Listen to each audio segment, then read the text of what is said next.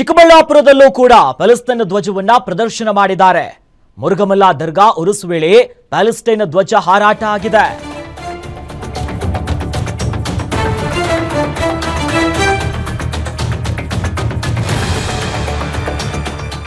ಚಿಕ್ಕಬಳ್ಳಾಪುರದಲ್ಲೂ ಕೂಡ ಪ್ಯಾಲೆಸ್ತೈನ್ ಧ್ವಜವನ್ನ ಹಾರಿಸಿದ್ದಾರೆ.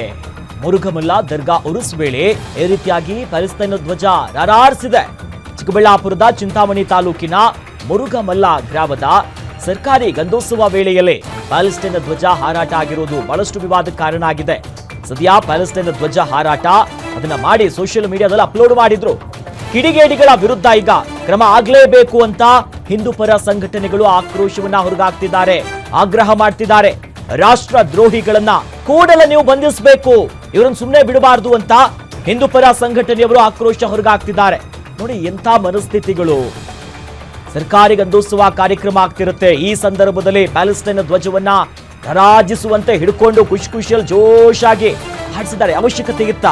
ಹೀಗಾಗಿ ಇದು ರಾಷ್ಟ್ರ ದ್ರೋಹಿ ಕೃತ್ಯ.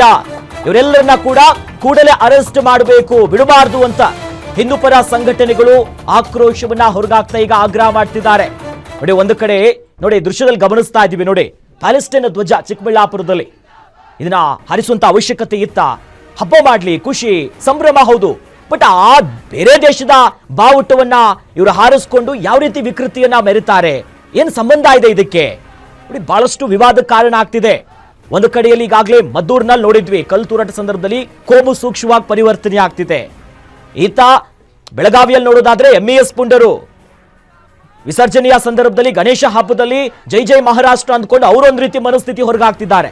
ಈತ ಚಿಕ್ಕಬಳ್ಳಾಪುರದಲ್ಲೂ ಕೂಡ ಮುರುಗಮಲ್ಲದ ದರ್ಗಾ ಉರುಸ ಈ ಸಂದರ್ಭದಲ್ಲಿ ಕಿಡಿಗೇಡಿಗಳು ಪ್ಯಾಲೆಸ್ತೈನ್ ಧ್ವಜವನ್ನ ಹಾರಾಟ ಮಾಡಿ ಹೆಂಗೆಲ್ಲ ಮಾಡ್ತಾರೆ ನೋಡಿ. ಹಾಗಾಗಿ ಈಗ ದೊಡ್ಡ ಸಂಖ್ಯೆಯಲ್ಲಿ ಇದನ್ನ ಖಂಡಿಸ್ತಿದ್ದಾರೆ. ರಾಷ್ಟ್ರ ದ್ರೋಹದ ಕೆಲಸ ಇದು, ಇವನ್ನೆಲ್ಲ ಸುಮ್ಮನೆ ಬಿಡಬಾರ್ದು, ಇವ್ರ ಮೇಲೆ ಕ್ರಮ ಆಗಬೇಕು. ಸರ್ಕಾರಿ ಗಂಧೋತ್ಸವದ ವೇಳೆ ಈ ರೀತಿಯಾಗಿ ಮಾಡ್ತಾರಂತಂದ್ರೆ ಏನು? ಯಾರ ಗಮನಕ್ಕೆ ಬಂದಿಲ್ವಾ? ಈ ರೀತಿಯಾಗಿ ರಾಜಾರೋಷವಾಗಿ ಮಾಡ್ತಾರಲ್ಲ, ಇವ್ರ ಮೇಲೆ ಕ್ರಮ ಆಗ್ಲೇಬೇಕು ಅಂತ ಈಗ ಆಗ್ರಹಿಸಿದ್ದಾರೆ.